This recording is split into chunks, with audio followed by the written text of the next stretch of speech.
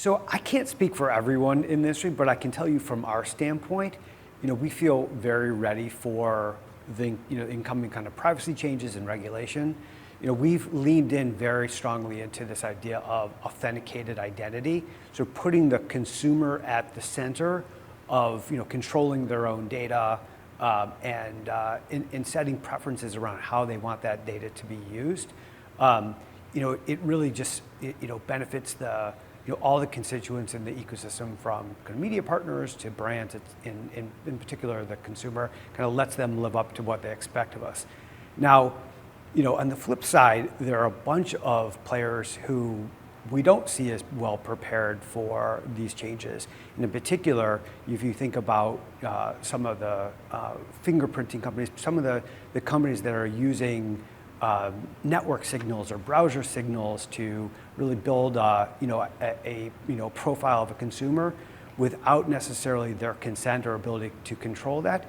That's going to be pretty challenged for sort of working in this new regulatory environment. And I think that all of us need to be pretty thoughtful about making a bet on those companies and those technologies into the future. So when it comes to collaborating, how does that work in the space of identity and data clean rooms?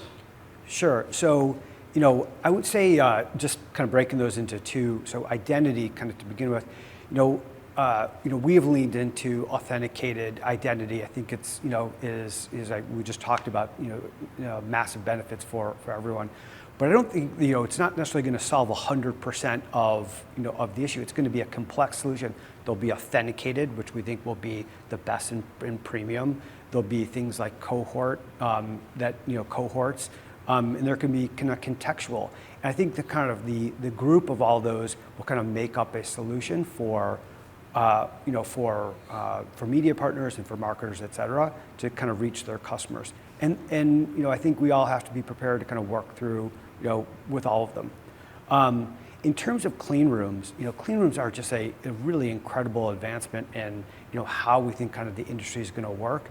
It really sort of lives up to the expectation of protecting data, kind of making sure that that data isn't leaked, but actually we can get the utility out of it to make experiences better for the consumer, help media and TV and sort of partners monetize their inventory, make the most of their data, and allow them to kind of collaborate really effectively with brands, which is what I think everyone has been looking for in the industry. So the combination of kind of a range of identity capabilities in clean rooms is really a massive solution for the future.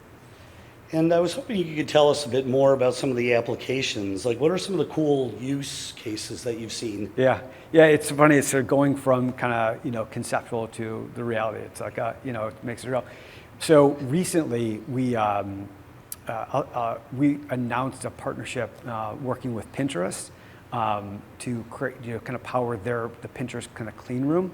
And Albertsons Media Collective was the first party to kind of lean into that partnership, our kind of launch partner with them. And so the idea is, how do you actually take the benefit of Albertsons and their amazing data, their transaction data, their kind of customer data, and in a privacy compliant way connect it with Pinterest data and their audience. And it's incredibly powerful because it allows both parties to reach the customers that they want to, again with kind of the consumer opting in, and then also allows the brands to measure the actual outcome. Does actually the media connect to an in-store transaction or purchase something? And so it's really the holy grail of kind of what we're looking for, and gives power to everyone in the ecosystem. And when it comes to setting expectations for what clean rooms can do or can't do, what do you say about that? What do they solve for or don't solve for? Yeah, that's a great question. There's certainly a lot of confusion. So I would start with like a basic clean room. Like a basic clean room is really a space where two parties can share their data without actually having access to each other's data. And it's really powerful for measurement, sort of connecting or sort of building audiences, connecting data to audience data and then measuring the outcome. And that's pretty powerful as just a starting point. What LiveRamp is, we kind of think about it, there's an advanced kind of version of that, which is not only just the, allowing the data to be, combined for analytics or kind of building audience, but it's pretty critical then to be able to connect those clean rooms or those collaboration environments for activation. It's all about not just bringing the data together for insights, but actually the integrations throughout the entire ecosystem, TV, CTV, digital, et cetera, being able to connect it, actually do something with it. And that's a really big missing link from, many of the clean rooms that are out there. So